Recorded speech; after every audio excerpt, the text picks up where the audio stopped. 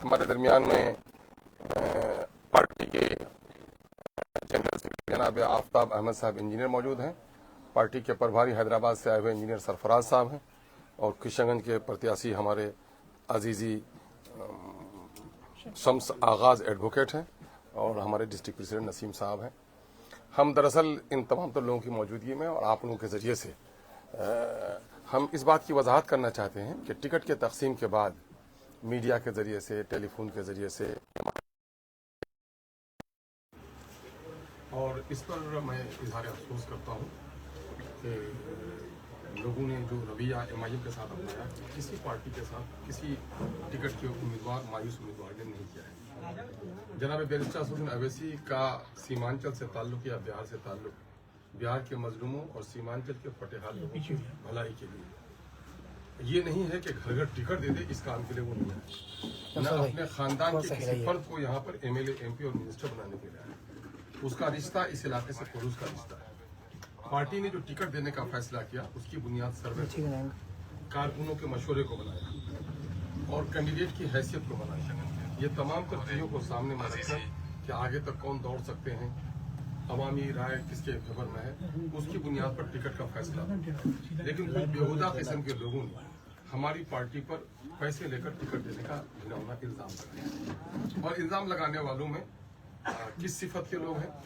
कुछ लोग अफेयर्स में पड़े हुए लोग हैं और एक शख्स है जो नशे के हाल में बोल रहा है, जो 2500 लाख रुपया देने की बात करता है, उसके छप्पर पे घास भी नहीं। और जो शख्स जब यहाँ पर आया तो 10 गाड़ी, 5 गाड़ी, 2 गाड़ी लेके भी नहीं आ सका। एक अदद वो आया, एक अदद ड्राइवर था, शायद उसका कोई रिश्तेदार होगा, एक अदद उसकी बीवी थी, एक अदद उसका बच्चा था।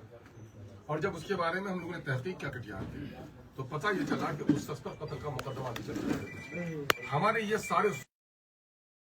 सारे लोग जो उनके बयान को फैलाकर हमको बदनाम कर रहे हैं, क्या ये बताएंगे कि ऐसे लोगों को टिकट दिया जा सकता है? और फिर पार्टी ने टिकट देने के ताल्लुक से हम जानते हैं कि हम कमजोर लोग हैं। टिकट तो कांग्रेस ने भी काटे, सिटिंग कैंडिडेट के काटे। राजद ने उन लोगों के टिकट काट दिए जिन लोगों ने पार्टी को में शामिल होकर सरकार बनाई थी। लेकिन किसी के अब्बा की मजाल भी हुई कि इन पार्टियों को गाली दे, उनके खिलाफ तबसरे करे। बीजेपी ने भी टिकट काटे, लेकिन बीजेपी के लड़के क्या सड़कों पर आकर किसी को गालियां दी? क्या बीजेपी के जो धर्मगुरु हैं वो कहीं मीडिया में आए? नहीं दिखे। तो मेरे भाई, हम लोग इस बात को मानते हैं कि मुसलमान पिछड़ा है और सीमांचल पिछड़ा है। ये सारे तमाशे दिखे तो सीमांचल में दिखे। और अफसोस है कि आवारा लड़के, ना समझ बच्चे, हमारे नादान बच्चे जिनको समझ नहीं है, हालांकि कई बच्चों ने जज्बात में उस दिन हम लोगों को गालियां दी, आके माफी मांगी। ये बच्चे, इनका कसूर नहीं है, लेकिन समझदार लोग जो डायरेक्टर इन चीफ थे इनके पीछे, उनके बारे में सोचिए कैसे कैसे लोग हैं। सबसे ज्यादा बदनाम अगर मुझे किसी ने किया तो मेरे फैमिली के आदमी चाचा असलम साहब ने किया। असलम साहब मेरे पास गए पटना, कहा मैं इलेक्शन लड़ना चाहता हूं। मैंने कहा आप इलेक्शन लड़ सकिएगा, आप इतना खर्च कर सकिएगा? कोचाधामन के इलेक्शन में बहुत ज्यादा खर्च होता है और मैं कोचाधामन नहीं लौट रहा हूं कि मेरे पास पैसे नहीं है और वहां लड़ने की आप हिम्मत कर रहे हैं। तो भाई जमीन आप बनाइए, अगर आपकी सलाहियत होगी, लोग आपको चाहेंगे तो आपको हम लोग टिकट देंगे। सर्वे करवाया हम लोगों ने, कम से कम हर पंचायत के कारकुनों से उनके बारे में पूछगछ की, तो पता यह चला कि हजरत की हालत अच्छी नहीं है। और जहां तक मैं उनको जानता हूं, उनको इलेक्शन लड़ने की सलाहियत भी नहीं है। आइए सरवर साहब बैठिए, सलाहियत भी नहीं है उसको। अरे पंचायत में आप हार गए थे, मुखिया संघ के अध्यक्ष भी थे, ज्यादा कोचाधामन में जानते थे मुखिया, और उस तरह आम आवाम नहीं जानती थी आपको। आप जो लोगों के दरमियान में फिरे, आपके रफ्तार में वो 10 किलोमीटर से 40 किलोमीटर, 50 किलोमीटर आपकी जो गाड़ी दौड़ी, वो एमआईएम के घोड़े पर सवार होने के नतीजे में, और उसकी रफ्तार और दोगुनी हो गई जब आपने जाकर कहा कि मैं अख्तर ईमान का चचा हूं। तो हर जगह हमारे कारकुनों ने उसका खैर मकदम किया। ये गलतफहमी हो गई उनको कि मैं बहुत पॉपुलर नेता हूं। जब अवामी सर्वे किया तो उनकी हालत अच्छी नहीं थी। फिर हम लोगों ने ये किया कि सारे कैंडिडेट से हम लोगों ने कस्में खिलाई थी जिस पर लोग तबसरे करते थे। हम लोगों ने कहा कस्में इसलिए भी खिलाता हूं कि कुछ लोगों के चाल चलन अच्छे नहीं है, कल क्या बोलेंगे, और कस्में इसलिए भी खिलाता हूं कि ताकि जीत के जाए तो असेंबली में कसम खाने में इसको आसानी हो। कुछ उलमा सवाल उठाते थे कि कस्में क्यों खिलाते हैं, तो मैंने उनको याद दिलाया कि मौलाना असराउल्लाह कासमी साहब रहमतुल्लाह अलैह और मौलाना बदरुद्दीन अजमल साहब से बड़े आलिम आप नहीं हैं, वो भी जाकर वहां कसम खाए थे। इस्लाम में कसम खाने की और कसम को तोड़ने के सिलसिले में शरई हुक्म मौजूद है। और कस्में खाने के बाद कस्में तोड़े। असलम साहब ने कस्में खाई और कसम खाने के बाद उसने कसम को तोड़ा। उसने वादा किया था, एक बार तो कसम खाई, उसने ओथ लिया पार्टी के उम्मीदवार होने की हैसियत से, और फिर उसको बिरादर जनाब अब सादिक समदानी साहब बड़े भाई हमारे हैं, उनको लेकर आए वो, और उन्होंने कहा कि साहब हम दोनों में से किसी को टिकट मिल जाए कोई फर्क नहीं पड़ेगा, हम लोग एक दूसरे का साथ देंगे। मैं यूं ही ऑफिस में निकल रहा था, देखते हैं कि भाई मुखिया शाही साहब सरवर के अब्बा वो आ गए और उनका हाथ पकड़ के लेके आए चाचा असलम साहब, और मुझको कमरे में लेके गए, जरूरी बात करनी है। और मुखिया जी ने कहा कि यही हमको लेके आए हैं। भाई क्यों लेके आए हैं? बोले आपको ये कहने के लिए आए हैं कि हम दोनों में से, चाहे सरवर को दीजिए हमको दीजिए, हम दोनों में से किसी को टिकट दीजिए, हम उसका साथ देंगे एक दूसरे का। मैंने कहा यह बात सही बोल रहे हैं आप? बोले सही। मैंने लड़के को बुलाया, आओ जी अंदर आओ। मैंने कहा बोलिएगा मोबाइल के सामने में, मोबाइल के सामने में। फिर अल्लाह के हवाले से उसने खुद ही इकरार किया। क्या इतने कस्में खाने के बाद उस आदमी का जो तरीका रहा है, मुझको गालियां देते, मैं दरवाजे पर जाता मुझ पर जूते फेंक देते आप, लेकिन मेरे साथ जो आपने बदसलूकी की है, क्या एक कोई शरीफुल नफ्स इंसान ऐसा कर सकता है? मेरे मरहूम वालिदैन तक को आपने नहीं बख्शा। गांव के उन नादान बच्चों को आपने चंद पैसे देकर फुसलाकर बहलाकर मुझको गालियां दिलवाई। क्या टेना मेरा घर नहीं है? मेरे बाप दादा की कब्रें तो उजाड़ कर फेंक दोगे? सख्त है तुम्हारे दरमियान में। और आपकी हैसियत क्या रही है? आप जब भी मैं इलेक्शन लड़ा, सबसे महंगे वर्कर हमारे वो थे, पैसे हमसे लिए। अब पैसे मेरे वर्कर्स को, मेरे कारिंदों पर खर्च करने से ज्यादा अपने पंचायत के इलेक्शन लड़ने के लिए किया। चंद लोग हैं जो आबाई तो दुश्मन है हमारे वहां, वो 2-3 लोग हैं जिनके पेट में हजम नहीं होता है। अरे अख्तुनिमा, मैं जीत पर कभी इतराया नहीं। अल्लाह तबारक तआला ने मुझे तौफीक बख्शी, आवाम ने पसंद किया, मैं इस जगह पर हूं। तुम्हारे जलने से क्या हो जाएगा जी? तुम्हारे जलने से तुम्हारी औकात भी नहीं है, मैं जहां खड़ा रहूंगा। अब तुम मेरे पांव तले जमीन खींच रहे हो, इंशाअल्लाह नहीं खींच सकोगे। इसलिए मैं ये सफाई देना जरूरी समझा हूं कि इन लोगों ने कैसी कैसी शरारत की। हमारे नबी करीम सल्लल्लाहु अलैहि वसल्लम ने बताया, जिसका मफहूम है, हम उलमा की जूतियां आज भी सीधी करते हैं, उलमा की कद्र मंजिलत करते हैं, आलिम ज्यादा हूं, आलिम की इज्जत करता हूं, और हक बात कहने से नहीं कतराता हूं। अल्लाह के रसूल की हदीस है जिसका मफहूम है कि मुनाफिक बहुत ही बदतरीन इंसान को कहा जाता है। मुनाफिक की 4 अहम निशानी होती है। बोले तो वो झूठ बोले, अहद करे तो अहद को न निभाए, वादा करे तो फरामोश कर जाए, जब गुस्से पर आए तो गाली गलौज पर उतर आए।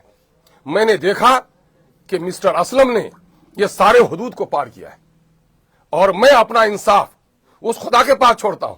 मैंने देखा है मेरे बाप पर भी कुछ लोगों ने जुल्म किए थे, और मरने से पहले आके रोए थे मेरे बाप के पास, और इसने भी मेरे ऊपर जुल्म किया है। मैं अपने इस मामले को खुदा के हवाले करता हूं। जहां तक और 2 जगह 3 जगह के टिकट के वो हैं, हमारे लोग हैं भाई। टिकट आप मुफ्ती अतहर साहब उम्मीदवार थे, भाई जनाबे सालिम चतुर्वेदी साहब, मौलाना अब्दुल्ला सालिम चतुर्वेदी साहब हमारे उम्मीदवार थे। भाई पार्टी ने फैसला किया, दोनों जगह सर्वे कराया, दोनों के हालात लिए। हमारे पास कुछ कैंडिडेट ऐसे भी थे जो रैली निकली, कम से कम 300-400 गाड़ियों की रैली निकली, एक एक कैंडिडेट 50 गाड़ी 30 गाड़ी लेकर आया। और कुछ कैंडिडेट ऐसे भी थे जो एक गाड़ी से आगे नहीं बढ़ा सके। जब गया की रैली हुई तो बस पे चढ़ के गए और वहां जाकर दूसरी गाड़ी में लटक के गए। क्या जो आदमी गया तक अपनी 4 चक्का की गाड़ी लेकर नहीं जा सकता है, क्या वो आदमी इलेक्शन लड़ सकता है? अच्छा हुआ है, मैं किसी का नाम नहीं लूंगा कि किसने ऐसा किया है, लेकिन अच्छा हुआ है कि सुना है कि अब्दुल्ला सालिम चतुर्वेदी साहब इलेक्शन नहीं लड़ पा रहे हैं। आज मैं टिकट भी देता उनको तो शायद क्या हसर होता। और जहां तक भाई जनाबे मौलाना वो मुफ्ती अतहर जावेद कासमी साहब वो इलेक्शन लड़ रहे हैं, मैं उनके लिए दुआ करता हूं कि अवाम में उनकी कितनी पजीराई उसका अंदाजा हो जाएगा। हमारे वो महबूब तरीन उलमा जो उसके गम में बहुत ज्यादा गमजदा हैं, उनसे भी मैं गुजारिश करूंगा, आप खुद इंसाफ कीजिए। आप आलिम दीन हैं, क्या कसम खाने और कसम के तोड़ने का आम आदमियों को कितनी आप रजील कहते, लेकिन आपके बिरादरी ने कस्में खाकर कस्में तोड़ी हैं, तो जरा उसको भी रखिए। और दूसरी बात हम अपने दीनी हजरात से, उलमा हजरात से कहूंगा, जरा दिल पर हाथ रखकर सोचिए, बीजेपी के लोगों के टिकट कटे कि नहीं कटे? सबसे ज्यादा इस वक्त आज जलील कोई कौम है तो मुसलमान है।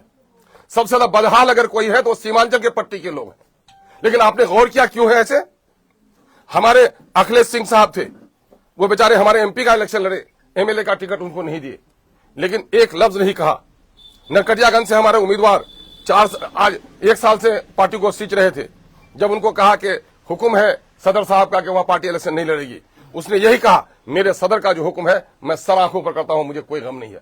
पार्टी के लिए कोई चंदे की जरूरत पड़ेगी तो मैं दूंगा। कहा कि नहीं, सलामत रखिए, जहां इलेक्शन लड़ेंगे लोग वहां जाकर काम कीजिए। लेकिन जो तूफान बदतमीजी यहां एमआईएम के हवाले से लड़कों ने की और दीनी अहबाब ने की, आपने देखा बीजेपी के लोगों ने की, तो कुव्वत फिक्र अमल पहले फना होती है, तब किसी कौम के शौकत पे सवाल आता है। हमारे बच्चों के अखलाक बिगाड़े आपने, लोगों का मिजाज आप बिगाड़ रहे हैं। ये इस बात की दलील है कि हमारे बहुत सारे लोगों के दरमियान में अभी सियासी संजीदगी नहीं आई है। मैं ऐसे लोगों के लिए सियासी संजीदगी की दुआ करता हूं। और मैं ये भी कहता हूं, कल मुझे एक दीनदार शख्स का खत देखने को मिला और उसने कहा कि करोड़ों के क्या चेक अख्तरुल ईमान को दिखाया गया। खुदा शाहिद है कि मैंने चेक भी नहीं देखा और चेक के ताल्लुक से कोई बात भी नहीं सुना। किसी इंसान के झूठा होने के लिए यही काफी है। मुस्लिम इंसानियत ने कहा कि वो किसी की सुनी हुई बात दोहरा दे और चे जाए कि कोई आम आदमी ये बात कहे। अगर कोई एक दीनी शख्सियत इस तरह की बात करता है तो ये तो और भी लायक और सदमे की बात है। भाइयों, चूंकि मैं इस बहस को आगे नहीं बढ़ाना चाहता, आप लोग पूछ रहे थे क्या है पैसे का मामला, क्या हूं, क्या टिकट कटा, लोग कह रहे थे, तो मैं समझता हूं कि मैं शुरू और आखिरी बार ये सफाई पेश कर देता हूं और बाकी अपने ऊपर वाले पर छोड़ता हूं कि ऊपर वाला तू ही इंसाफ कर। जो झूठ इल्जाम लगाएंगे उसकी सजा तुझसे बेहतर कोई नहीं दे सकता है। और जहां तक सब्र करने का ताल्लुक है, मैं सब्र करूंगा ऐसे मौके पर, क्योंकि मैं जानता हूं मैं जिस कौम के पैर के कांटे निकालने के आया हूं उसको नादानी है। वो कौम, उसके कांटे निकाल रहा हूं। बाप दादा ने वोट दिए कांग्रेस को, कभी अपना हक मांग सके, राजद को जाकर के वोट दिया, कभी अपना हक मांग सके। सीमांचल में आज अवैसी साहब ने आकर यहां के नौजवानों को हौसला दिया है, जबान खोली है। और आज सीमांचल में एमआईएम का एक अकलौता एमएलए रहते हुए मैंने अमोर बैसा की जो खिदमत की है वो सबके सामने में है। और आज जो कुछ भी कर रहा हूं पूरे बिहार में, मुसलमानों पर, दलितों पर जुल्म हो तो आज सबसे पहले कोई आवाज उठाता है, उसका नाम एमआईएम है, उसका नाम अख्तरुल ईमान है। सनोबर जली क्या तुम्हारी बेटी नहीं थी? गुलनाज को मारा गया, तुम्हारी बहन नहीं थी? मदरसा हदीजिया को जला गया, क्या तुमको उससे अकीदत नहीं थी? उसकी आवाज इन पार्टियों में से कोई नहीं उठा सका। अगर उठाया तो अख्तरुल ईमान ने उठाया। सीमांचल में बसने वाले हिंदू मुस्लिम सारे लोग कान खोलकर सुन लें, सीमांचल का पर कैपिटा इनकम कम है, सबसे ज्यादा सरकारी काम कम यहां पर हो रहा है। सीमांचल की लड़ाई स्पेशल डेवलपमेंट काउंसिल की बात अगर कोई करता है तो एमआईएम करती है। अलीगढ़ की लड़ाई हो या हिंदुस्तान में उठने वाली दूसरी एंटी मुस्लिम जो मसाइल हो, उसकी तहरीक अख्तरुल ईमान ने हमेशा अगुवाई की है। इसके लिए मैं आवाम का शुक्रगुजार हूं। मैं उन तमाम तर लोगों का जो सीमांचल में बसने वाले हैं बिहार में, जिनकी दुआएं मुझको मिली हैं, जिन्होंने मुझको जर्रे से उठाकर ऊपर तक मुझको पहुंचाया है, वो उन तमाम तर लोगों का मैं शुक्रगुजार हूं। और मैं अपनी बात को ही खत्म करता हूं। भाजपा की बात करें, क्या लड़ा कि भाजपा अच्छी पार्टी है? नहीं, मैं ये कह रहा हूं कि वो पार्टी रूल कर रही है। रूल कर रही तो कितनी डिसिप्लिन है। अरे डाकू भी डिसिप्लिन होता है, अपने गैंग लीडर को ओबे करता है। मैं उसके डिसिप्लिन की बात करता हूं कि वो कितने डिसिप्लिन है कि आज सरकार उनकी है और उनकी टिकट काटी जाती, उनके लड़के नहीं कूद रहे हैं और ये भिखमंगे कूद रहे हैं। ये देखो, इसके माने ये है खाली बर्तन बचता ज्यादा है। इल्जाम ये लग रहा है कि आपने एक एक विधानसभा सीट में 5-5 लोगों को उम्मीदें दी और सब लोगों से खर्चे करवाए। अगर एक को ही उम्मीदवार बनाना था तो सब पे आपने क्यों उम्मीदें दी? बड़ी अच्छी बात कही। आप सहाफी हैं और ईमानदार सहाफी होने का आपको दलील पेश करना चाहिए। पेशानी पर आपके काले धब्बे भी हैं, वो चमक है वो नूरानी। आप बताइए, क्या मेरी तकरीर नहीं सुनी थी आपने यहाँ मारवाड़ी कॉलेज से पश्चिम कि देखो एक एक क्षेत्र से 5-7 उम्मीदवार बने हुए हो, पार्टी किसी एक को टिकट देगी, बाकी 5 को मायूसी आएगी। जहां 3 हो वहां 1 को टिकट मिलेगी, 2 को मायूसी आएगी। अगर पार्टी के उस उम्मीदवार को जिसको टिकट दिया जाएगा उसका साथ देने के लिए तैयार हो तो पार्टी का झंडा लेकर फिरो, वरना अपने अम्मा के घर में बैठ के रहो। ये नहीं सुना उन कम वक्तों ने नहीं सुना इनका। मैंने यकीन दिलाया था, मैंने ये कसम वहां नहीं खिलवाया था कि साहब हम में से किसी को भी टिकट दिया जाएगा तो मैं उसका साथ दूंगा। समझ में नहीं आई। कुछ लोग कहते हैं दबाव में दिया, क्या उसके कनपट्टी में बंदूक लगाई गई थी? होशोहवास में नहीं थे, नाबालिग थे, नासमझ थे, खातून थी जो उसको बेचारे को दुनियावी हालात से नावाकिफ थी वो। अच्छा, ये आम बात है कि 90 लाख रुपए हेलीकॉप्टर के लिए जमा करना होगा, ये चर्चा में अरे चल, इस पर मैं कह रहा हूं, सब लोगों को कर रहा हूं, आज भी कह रहा हूं कि भेजो। एक एक इलेक्शन में लोगों के खर्चे हो रहे हैं, 90 लाख नहीं 1 करोड़ से ज्यादा में कॉन्टेक्ट हुआ है उसका। ये कौन भरेगा? अब इसी साहब का बजान भरेंगे, अख्तरुल ईमान का बजान भरेगा। इलेक्शन आप लड़ेंगे तो नहीं बढ़िएगा पैसा। तो यहाँ पे ये अच्छा, उसके बाद सुनिए, उसके बाद मैं सुनूं और उसके बाद सुनिए, एक एक कैंडिडेट को 3 बार लोकल अखबार में आप लोग लेते हैं उसका काम, और नेशनल मीडिया में देना है, टीवी में देना है, और पिछले बार इलेक्शन लेकर के चले लड़के भाग गए, पार्टी फंस गई, पैसे हम लोगों को पे करने पड़े। अभी भी कई लोगों को कहा गया कि भाई उसके पैसे एडवांस कर दो, नहीं दिए और अभी तक नहीं दे रहे हैं। तो आप किसी के अंदर की बात, मेरे बावर्ची खाने में क्या पक रहा है उसके बारे में बड़े फिक्रमंद आप। भाई तुम इलेक्शन लड़ने आए हो। चलिए ये बात तो हो गई। सीमांचल पिछड़ा है, सीमांचल की पसमानदगी की अक्सर आप लोग बात करते हैं, इमाम बात करती है। असद साहब हो या आपके इमाम के दीगर लीडरान हो, हैदराबाद जो डेवलप इलाका है वहां पे आप बाइक से, 4 व्हीलर से आप चुनाव कैंपेन करते हैं। इस गरीब इलाके में, गरीब इलाके के लोगों से पैसा लेकर से आप चुनाव कैंपेन। अच्छा, आप क्या बात करिए तो कि आप आए कहां से? भी आप आए कहां? शहर से आए ना, मोटरसाइकिल लेके आए, ससुराल लड़िया है ना, मोटरसाइकिल लेके जाइएगा बेगम को लेके, 4 चक्के पर जाइएगा। अरे 4 चक्के पर जाइएगा, और यहां से बम्बई जाइएगा तो हवाई जहाज पर जाइएगा। ये बात बताइए, 10 दिन का कलील वक्फा है मेन कैंपेन का, और हमारे 30 कैंडिडेट हैं, 29 रह गए हमारे। तो इन कैंडिडेट के दरमियान में सारे इलाके का दौरा करना ये पॉसिबल है उस नेता के लिए? पॉसिबल है कि अकले सलीम रखने वाला कोई दीवाना तो ये बोल सकता है। और जहां तक अकले सलीम रखने वाला कोई दीवाना जिसको मालूम नहीं है जोग्राफिया, वो जोग्राफिया पढ़ ले कि पूरे पार्लियामेंट इलेक्शन में, असेंबली इलेक्शन जो लड़ती है हैदराबाद में पार्टी, वो 40 किलोमीटर के रेडियस में लड़ती है। और यहां 3 मैंने अगर लंबाई चौड़ाई जोड़िएगा तो कम से कम 2000 किलोमीटर का सफर हमको तय करना पड़ेगा। तो अगर उसको अकल नहीं है कि 40 किलोमीटर की दूरी तय करना और 2000 किलोमीटर की दूरी तय करना, तो उसके अकल पर अल्लाह वो करे, रहमत नाजिल फरमाए। सर जी, आपने कहा कि कोचा धामन में चुनाव लड़ने में काफी खर्च होता है, तो क्या पैसे देकर के वहाँ लोग वोट डालते हैं? नहीं, दौड़ाते बहुत हैं लोग, दौड़ाते बहुत हैं, कैंपेन में बहुत ज्यादा वो करते हैं, रैलियां बहुत ज्यादा निकलती हैं। अब मुमकिन है जो बात आप कह रहे हैं उस बात से भी इनकार किया सकता है क्या? वो हर जगह का मामला है, कोई कोचामन का मामला नहीं है। कोचा धामन में हमारे कुछ धन पशु लोग हैं, धन पशु लोगों ने दौलत की ऐसी नुमाइश कर दी है कि जिससे आम लोगों का खाना रहना मुश्किल हो गया है। आप नहीं देखते लुटेरे लोगों ने कैसे पैसे खर्च किए? आप नहीं देखते धन पशुओं ने कैसे कैसे पैसे खर्च किए? तो ये बात आप लोग, इससे बड़ा गवाह कौन होगा आपका हमारा? अच्छा, एक आखिरी सवाल अख्तर साहब हमारी तरफ से। नहीं, अल्लाह हयात बख्शे, आखिरी सवाल नहीं, आप अभी के प्रेस कॉन्फ्रेंस के ताल्लुक से अभी आपसे आखिरी सवाल, बाकी और साथी लोग भी करेंगे। तो मेरा सवाल ये है कि जब आप 5 उम्मीदवारों को आपने उम्मीद दी है, तो आपको अगर टिकट ही लेना और इखलास के साथ, अगर पैसे का खेला नहीं हुआ और जो इल्जामात है वो बेबुनियाद है, तो ऐसी हालत में कुरानंदाजी आपने क्यों नहीं करवाई? कुरानंदाजी क्यों करवाएंगे? कुरानंदाजी उस वक्त कहता है आदमी जब सस्पिशन हो, 2 बराबर नंबर लेकर आए तो आगे की सीट में कैसे बैठा जाए, कुरानंदाजी कर लीजिए। 2 बीबी है, दोनों को सफर में ले आने के तैयार है, किसी एक का सीट है तो कुरानंदाजी के लिए जिसका नाम हो उसको लेके जाइए। कुरानंदाजी में ये नहीं होता है जो लड़का 30 नंबर लेके आया है, जो लड़का 75 नंबर लेके आया, कुरानंदाजी करके उसका रिजल्ट तय कीजिए, ये अकलमंदी नहीं है। सर, बिहार विधानसभा मतलब है कि पार्टी ने हम लोगों को भी पूछने दीजिए। आम लोगों की हैसियत नहीं, सुनिए, आम लोग कैसे नहीं, यही तकाजा इंसाफ है कि इम्तिहान में 5 आदमी शरीक होगा, जिसका नंबर ज्यादा आएगा वो फर्स्ट डिवीजन का लाएगा। कैसी बात कर रहे हैं आप? तो टीचर होते तो भुजगल बच्चों को फर्स्ट डिवीजन का लाते भाई। सर, बिहार विधानसभा चुनाव में अब नॉमिनेशन खत्म हो चुका है, चुनाव में सर किस स्तर पे आप जाएंगे, आप कहां तक किस तरह कैंपेनिंग होगा, असद साहब कब आएंगे? भाई असद साहब हम समझते हैं कि जल्दी आ जाएंगे, 27-28 तक इंशाल्लाह आ जाएंगे, आपका टीआरपी बढ़ जाएगा। और जहां तक जो दूसरे लोग कर रहे हैं हम तो उतना नहीं कर सकेंगे भाई, लेकिन हमारे पास जो सीमित संसाधन है इंशाल्लाह हम उससे पूरी मजबूती से हमारा चुनावी बिसात बिछ चुकी है सर, चुनावी बिसात बिछ चुकी है। असर अपने आप को कहां पाते हैं एनडीए और महागठबंधन के बीच? मैं उन लोगों को इस वक्त नहीं देख रहा हूं। मेरे जितने कैंडिडेट हैं वो कैंडिडेट जीते, मैं उसको देख रहा हूं, और मेरे कैंडिडेट की पोजीशन अल्हम्दुलिल्लाह बहुत अच्छी है। मेरे कैंडिडेट की पोजीशन बहुत अच्छी है, मैंने जहां भी दिया है चुनकर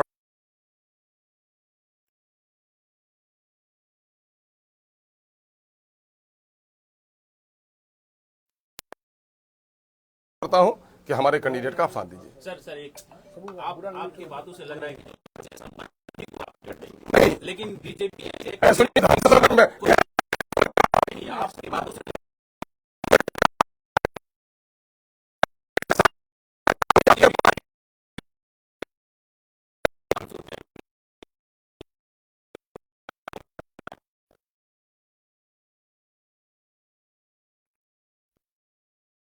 10 कैंडिडेट पर जितना पैसा खर्चा होगा उतना बिना देवी पर खर्चा करेगी।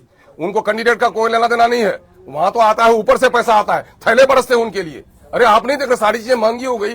बीजेपी से जो लोग हुए कहां चले गए आज? मोदी ने किन किन को कहा आगे बढ़ा दिया आपने नहीं देखा? 10 रुपए का आदमी को 10 करोड़ का आदमी बना दिया। अरे आपके में जो कार्यकर्ता है उनको टिकट नहीं मिलेगा जितना भी झंडा डोले आपको खबर नहीं है कि हमारे मैक्सिमम कार्यकर्ता ही को टिकट मिला है, दी गई है। आपके पुराने कार्यकर्ता अररिया के राशिद अनवर जी, उनका इल्जाम है कि हम ही शुरू से थे, हाँ। कि लास्ट वक्त किसी और को नहीं, धोखा दिया गया। आप शुरू से थे, लेकिन आप 8,000 से ज्यादा वोट नहीं ला सके। पिछले दिनों में आपने जो कारकर्दगी भी की थी वो बहुत बेहतरीन कारकर्दगी नहीं थी, तो पार्टी ने, और फिर आपसे लिखा भी लिया था कि पार्टी को इख्तियार कुल हासिल होगा जिसको टिकट दे। आपने उसको हाँ कहा था, और ये सारी पार्टियों में है कि एट द 11th आवर पार्टियों को कुछ फैसले ऐसे लेने पड़ते हैं जो पार्टी के मुफाद में बेहतर हो। आप लोगों में से किसी की जबान नहीं खुलती कि उनसे पूछे कि कसम खाए दो तो तुम किसी को टिकट दे देंगे, साथ दे देंगे। ये कहां पूछ पाते हैं आप लोग? नहीं तो देखा मीडिया में, अगर ईमानदार मीडिया वाले हैं तो पूछिए उनसे कि कस्में खाए थे, कस्में क्यों तोड़े।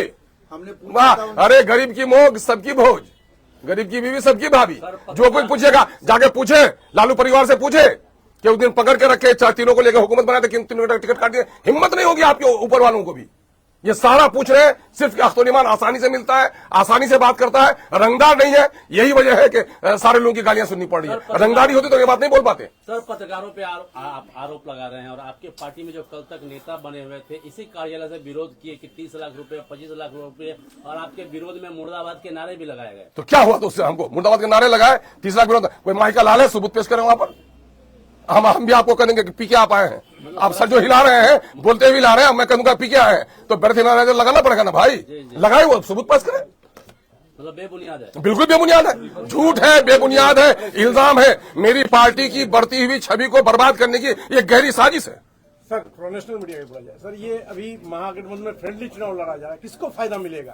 देखिए, मैं आपको बता देता हूं, हम लोगों की आखिरी तक कोशिश है कि महागठबंधन की जो लोग थे वो समझदारी दिखाते। हमने 6 सीट मांगा था,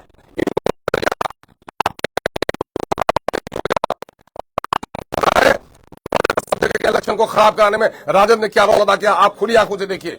एक आदमी जो चीफ मिनिस्टर बनने का इरादा रखता हो वो झुककर भी लोगों से समझौता करता है, पाई जोड़ता है। लेकिन क्या तेजस्वी यादव जी को मुख्यमंत्री बनने का इरादा है? आखिर क्यों एक बिग पार्टनर के साथ आपने ऐसा किया, या कांग्रेस ने उसको क्यों सहन किया? ये उन लोगों से पूछिए कि ये लोग हुकूमत बनाने की लड़ाई लड़ते हैं या अपने वर्चस्व की लड़ाई लड़ते हैं। लेकिन सर, कई सीटों पर फ्रेंडली चुनाव भी लड़े आपस में महागठबंधन और एनडीए। 5 सीट ये उनकी गैर संजीदगी है। फ्रेंडली चुनाव क्या होता है यार? लड़ाई होती है। इलेक्शन की लड़ाई सरहद के जंग से कम नहीं होती है। और आप कह रहे हैं कि साहब हम वो बेहतरीन लड़ाई लड़ाए, हाथ में मने तलवार लेकर के एक दूसरे से मोहब्बत हम कर रहे हैं, तो ये तो बड़ी अजीब सी बात है भाई। सर, सहरसा के इंडियन आईआईपी के राष्ट्रीय अध्यक्ष आईपी गुप्ता का बयान है, विवादित बयान, अगर कोई लाठी से मारे तो उसका गर्दन काट लो। अब देखिए, आदमी झुंझलाते हुए, कभी कभी किसी ने साला कहा तो आदमी उसके गुस्से में दूसरा भी कह देता है। आईपी गुप्ता साहब की बड़ी समाज है, उसकी ना सोच समझ है, जिन जालिमों ने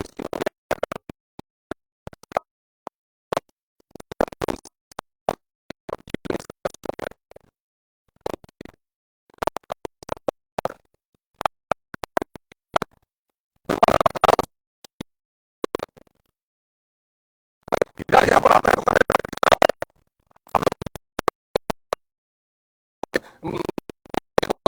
वो बात पकड़ लेंगे आप लोग।